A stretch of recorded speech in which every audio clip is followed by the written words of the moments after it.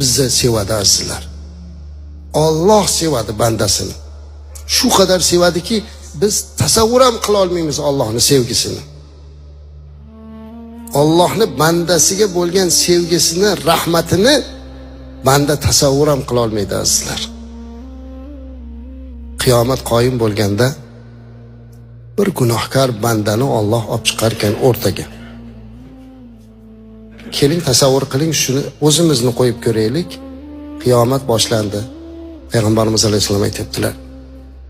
O'sha bandani turgizib, boshqa bandalardan to'sib parda qilib qo'yar ekan. Boshqalar ko'rmas ekan. So'roq savol qilyapti Alloh taolo. Hali bandani qo'liga amal daftarini berar ekan. Buni ko'rchi, qo'limizga olsak, voh, gunohlar to'lib yotibdi. Haqiqatda ham azizlar, bu daftarimizga yozilyapti-da. Agar hozir hammamizni o'sha yozilgan daftarimizni kinoga aylantirib, bola chaqamiz oldida qo'yib beraman desa, hech kimimiz unamaymiz. Yo'q.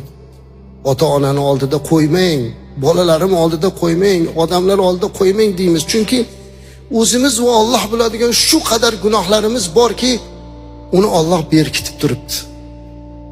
Hammamiz bilamiz, shu narsalar hech kim bilmagan ham daftarda bor azizlar. Alloh o'sha daftarni qo'limizga berdi. Tasavvur qiling qiyomat. O'qiyapmiz. Qancha gunohlar turibdi, Alloh biladi endi. Hadisda gunohlar turini aytmayapti. Falon ish deb ketyapti. Alloh so'rar ekan bandasidan, shu falon ishlar seni ishingmi shu? Ha. Qo'lingdagi daftar, kitob senikimi der ekan bandaga Alloh taolo. Ha, Allohim meniki. Senga zulm qilinmabdimi? Ya'ni adolatsizlik yo'qmi? Sen qilmagan narsa yozilmaganmi deb so'rayapti. Yo Robbim, qilganman shu ishlarni hammasini. Endi men sizlarga Allohning rahmatini aytay. Alloh muhabbatini aytay, ko'zingizga yosh keladi azizlarim. Men o'zim 100 marta shuni o'qisam 100 marta yig'layman. Alloh aytar ekan: "Ya abdi, ey bandam, shu qilgan gunohlaringni u dunyoda odamlarga bildirganmanmi?" der ekan. "Yo Robbim, bildirmagansan." U dunyoda bildirmaganimni bu dunyoda ham bildirmayman bandam der ekan. Subhanalloh. Mana bu muhabbat emasmi sizlar? Bunaqa rahmat. Biz hozir boshqalarning gunohini bildirish bilan oboramiz. Bir odam, bir birodarimiz gunoh qilib qo'ysa, qo'y endi shuni banda ekan, bilmasdan xato qilibdi demaymizda, internetga qo'yamiz. Hamma bilish kerak. Endi banda xato qilar ekanda.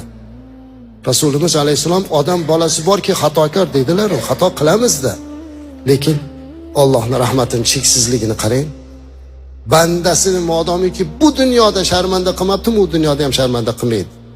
Shunday ekan, bu Robbisini sevmagan qalb qanaqa qalb?